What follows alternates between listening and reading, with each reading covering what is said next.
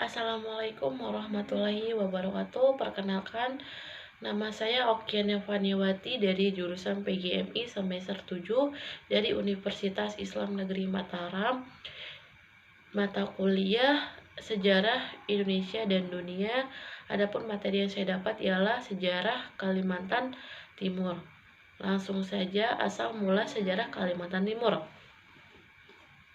Kalimantan Timur memang ditakdirkan untuk menjadi pelopor peradaban di Indonesia. Sejarah membuktikan hal itu karena di wilayah inilah ditemukan kerajaan tertua di Indonesia, yakni Kerajaan Mulawarma yang terletak di Kecamatan Muara Kaman. Kerajaan ini diperkirakan berdiri pada abad 4 Masehi dengan rajanya yang terkenal Mulawarma Naladewa. Kekuasaan keturunan Raja Mulawarma berlanjut hingga Raja ke-25 yang bernama Maharaja Dharma Setia. Menjelang kekuasaan dinasti Mulawarma mulai pudar, di wilayah Kalimantan Timur telah berdiri beberapa kerajaan, dimulai dengan Kerajaan Kutai Kartanegara di Jahitan Layar, sekarang masuk wilayah Kutai Lama.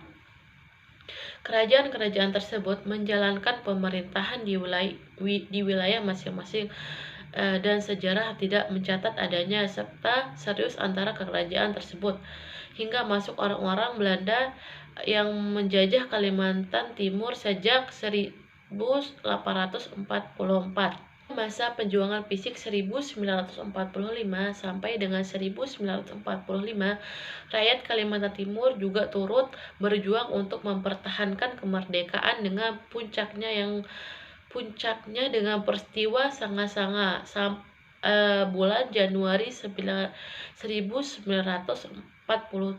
yang dikenal dengan peristiwa Merah Putih.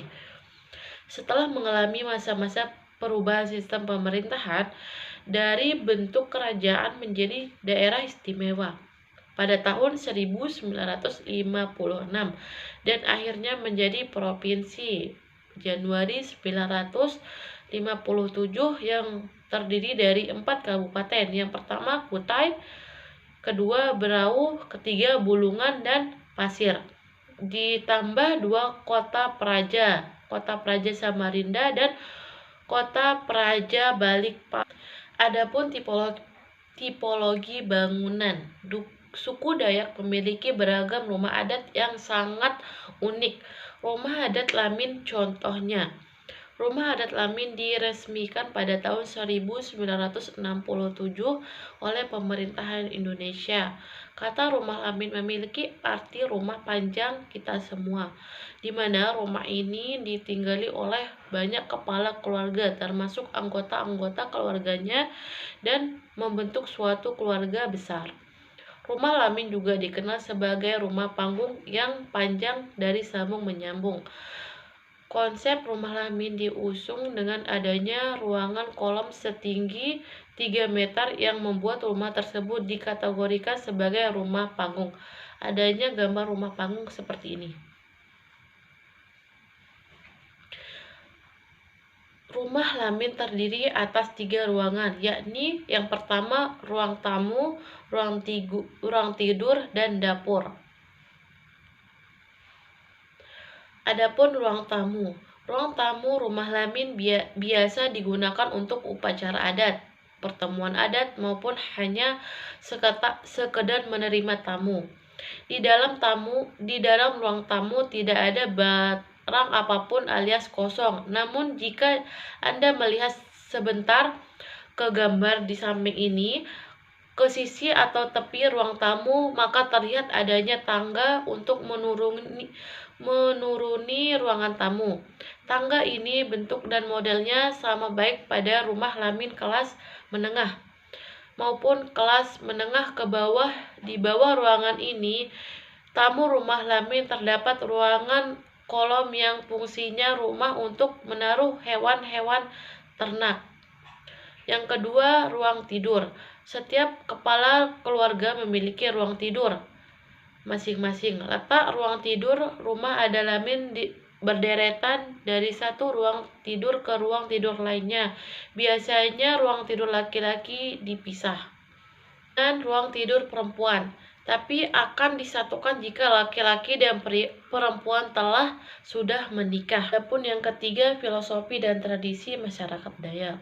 Ciri yang sangat kental dalam ruangan adat Lamin seperti pada ukiran atap, ada beberapa terdapat patung yang berbentuk naga dan burung enggan yang mengandung arti kesakitan dan kewajiban masyarakat Dayak.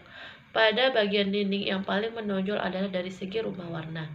Rumah ini dominan dengan warna kuning, putih, dan hitam yang berbentuk pakis dan mata yang masyarakat percaya mengandung makna suku Dayak mampu niat buruk orang lain akan mencelakakan suku Dayak dan melambangkan persaudaraan suku Dayak. Selain itu juga pada bagian kaki yang berbentuk ukiran kerangka manusia dan juga pada bagian kaki yang berbentuk ukiran kerangka manusia dan juga binatang wanita memakai kain. Serta bentuk semi abstrak yang melambangkan persaudaraan suku Dayak desa Pampang. Masyarakat percaya ukiran dan patung tersebut berfungsi untuk mengusir roh-roh jahat mengingat kepercayaan suku Dayak yang masih dengan kekuatan-kekuatan gaib. Adapun yang keempat, kaitan dari tipologi bangunan dengan filosofi hidup suku Dayak yang telah dijelaskan di atas tadi. Tidak hanya rumah-rumah di zaman urban yang memuat filosofi. Masyarakat suku Dayak juga telah menerapkan konsep filosofi pada rumah-rumah adat mereka. Mari ambil contoh rumah adat Lamin berbagai sampel. Ruangan adat Lamin yang luas terisi banyak kepala keluarga melambangkan bahwa suku Dayak memiliki hubungan kekerabatan yang kuat. Sedangkan ukiran-ukiran maupun warna-warna yang terdapat dalam rumah adat melambangkan hal-hal yang berbau gaib. Ini membuktikan bahwa suku Dayak masih menganut paham animisme dan dinamisme yang berada di kolong rumah panggung juga membuktikan bahwa masyarakat Dayak telah memaham cara mengembangbiakan hewan ternak yang nantinya diadakan santapan oleh sanak keluarga. Dan yang terakhir adalah keberadaan bilik olang dan berbagai kamar rumah adat rumah Lamin. Itu juga menunjukkan bahwa suku Dayak pun juga telah memahami arti harta kekayaan dan menunjung kehormatan antara pria dan wanita. Adapun yang kelima, kearifan lokal bangunan. Rumah adat Lamin memiliki kearifan lokal dalam tata letak kamar antara wanita dan perempuan yang dibatasi oleh ruangan-ruangan tersekat. Memiliki ruangan sendiri untuk menyimpan harta kekayaan dan konsep rumah panggung untuk berternak di bawahnya juga melindungi diri untuk. Adapun yang keenam, senjata Kalimantan Timur. Kalimantan Timur sudah lama dikenal sebagai pulau dengan fenomena alam yang menawan, dengan kultur serta budaya yang ramah menjadikan banyak diperbincangkan oleh para wisatawan lokal maupun mancanegara belakangan ini. Sebagai pulau dengan di Indonesia, gambar telawang. Perisai atau telabang atau juga kelembit adalah alat pelindung tubuh dari serangan musuh yang digunakan ketika berperang. Perisai terbuat dari kayu yang kuat dan ringan, yaitu kayu pelantang. Perisai berbentuk prisma dengan lebar 30-50 cm, tinggi 1,5 sampai dengan 2 meter. Perisai terdiri dari dua bagian, yaitu bagian dalam yang menyerupai sisi bawah atap rumah dengan sebuah pegangan pada bagian tengahnya serta bagian luar yang menyerupai sisi atas atap ukiran-ukiran khas Kalimantan Timur. Adapun gambar lonjo. Lonjo atau tombak dibuat dari besi dan dipasang atau diikat dengan anyaman rotan dan bertangkai dari bambu atau kayu keras. Fungsi lonjong atau tombak biasanya digunakan untuk berperang atau berburu binatang. Adapun gambar beragam dohong menjelaskan senjata ini semacam keris tetapi lebih besar dan tajam pada kedua sisinya sebelah menyembelah. Pada bagian ujungnya terbuat dari tanduk dan sarungnya dari kayu. Senjata ini hanya boleh digunakan oleh kepala-kepala suku.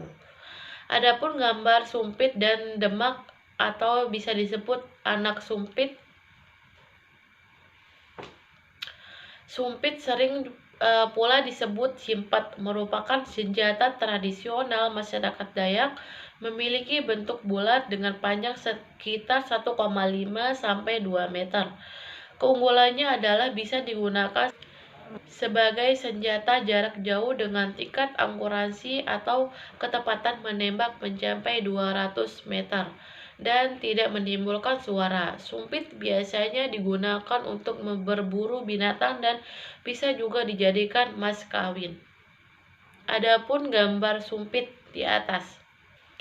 Di Kalimantan sendiri, sumpit dijadikan sebagai ajang perlombaan seperti di Festival Raut, Tangerang atau di Kalimantan Timur terdapat lomba sumpit yang membuat festival ini ditambah meriah. Adapun gambar mandau sebagai souvenir di atas. Pada dasarnya, jenis-jenis mandau pada semua masyarakat Dayak memiliki bentuk yang sama, tetapi ada sedikit perbedaannya jika dilihat dari sisi kelengkupan bilahnya, yaitu ada bilah yang agak condong ke belakang. Ciri-ciri tersebut membedakan jenis-jenis mandau ilang yang perbedaan jenis bentuk hiasan yang ada pada madan. Akan diketahui bahwa madan memiliki dengan ciri-ciri tertentu adalah milik masyarakat Dayak Mayan, Dayak Embalan, Dayak Bahu, Dayak Ngaju atau subduku Dayak lainnya. Adapun gambar keris koleksi Museum Muara Kutai Negara di atas. Keris adalah sejenis pedang pendek yang berasal dari Pulau Jawa. Keris purba telah digunakan antara abad ke-9 dan 14. Selain digunakan sebagai senjata, keris juga sering dianggap memiliki kekuatan. Keris terbagi menjadi 3 bagian, yaitu mata, hulu, dan sarung. Beberapa jenis keris memiliki mata pedang yang berkelok-kelok. Senjata ini sering disebut-sebut dalam berbagai legendaris tradisional, seperti keris Empu Garding dan legendaris Ken Arok dan Ken Gading. Sekian dari penjelasan saya tentang materi Kalimantan Timur. Lebih kurangnya mohon maaf. Wabillahi taufiq wal hidayah. Wassalamualaikum warahmatullahi wabarakatuh.